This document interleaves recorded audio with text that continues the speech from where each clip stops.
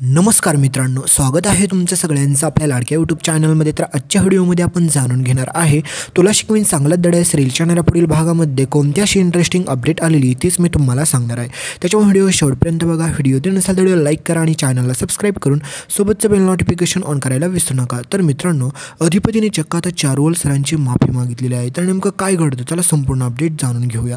तर मित्रांनो, अक्षरा हे आता चारुवल सर बरे व्हावे यासाठी खूप मेहनत घेत असते, कारण की तिला वाटत असतं की काही जरी झालं तरी अधिपतींचे बाबा लवकरात लवकर बरे झाले पाहिजे आणि ते जर बरे झाले तर मला देखील खूप आनंद होईल आणि त्याच्यामुळे भुवनेश्वरीला देखील खूप बरं वाटेल। ते जेणेकरून आमच्या दोघींमधील देखील गैरसमज दूर होतील आणि जेणेकरून मी भुवनेश्वरीचं मन जिंकेल असं अक्षराला वाटत असतं। पण मित्रांनो, अक्षराबाबत ह्या भुवनेश्वरीच्या मनामध्ये किती वाईट आहे हे तुमच्या सगळ्यांना माहीतच आहे, कारण की चक्क ह्या भुवनेश्वरीने चारुवल सरांच्या खोलीमध्ये CCTV बसवलेले असतात, तरी देखील अक्षरा कशीबशी धडपड करून त्यांच्या खोलीमध्ये जाते, ते पण भुवनेश्वरीला न कळता, आणि त्यांना ज्या गोळ्या योग्य पाहिजे त्याच गोळ्या देत असते, जेणेकरून त्यांच्यावरती योग्य ती ट्रीटमेंट होत असते।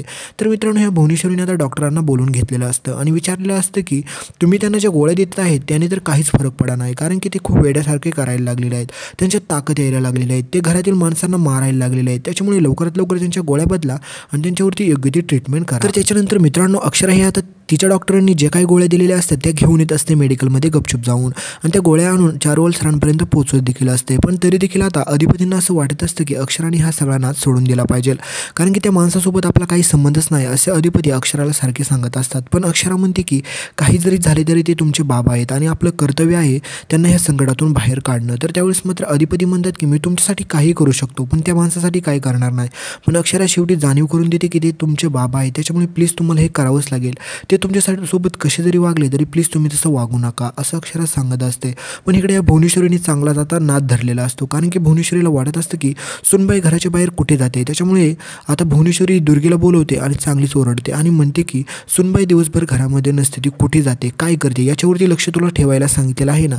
तर त्यावेळेस मात्र दुर्गेचा देखील चांगलाच माज मोडलेला असतो, कारण की दुर्गेश्वरी म्हणते की मला माहीत नाही ती कुठं आहे। त्यावेळेस मात्र भुवनेश्वरी दुर्गेला फाईल फेकून मारते आणि म्हणते की एक काम सांगितले ते तुला धड करता येत नाही, त्याच्यामुळे आतापासून सुनबाईवरती चांगली नजर ठेवा आणि ती कुठे जाते काय करते हे सगळं मला कळायला पाहिजे।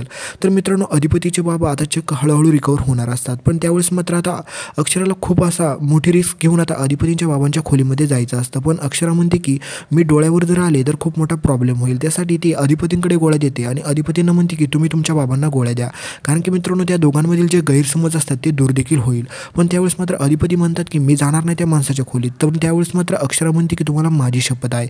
तर मित्रांनो, अधिपती आता तुम्हाला पाहताना दिसतील की अधिपती त्यांच्या खोलीमध्ये जातात, त्यांना गोळ्या देखील देतात, त्यावेळेस मात्र अधिपती स्वतःच्या हाताने त्यांना पाणी देखील पाजतात। त्यावेळेस मात्र अक्षराला वाटतं की ह्या दोघांमधील देखील गैरसमज मी लवकरात लवकर बरे करेन आणि मित्रांनो हो, एक दिवस अधिपतींना चुकीची जाणीव 100% होईल। भेटूया पुढील अपडेटमध्ये, तोपर्यंत व्हिडिओला लाईक करा, शेवटच्या व्हिडिओवरती क्लिक करून पुढचा व्हिडिओ देखील नक्की बघा मित्रांनो। त्या व्हिडिओला लाईक करा, व्हिडिओ नक्की बघा। धन्यवाद।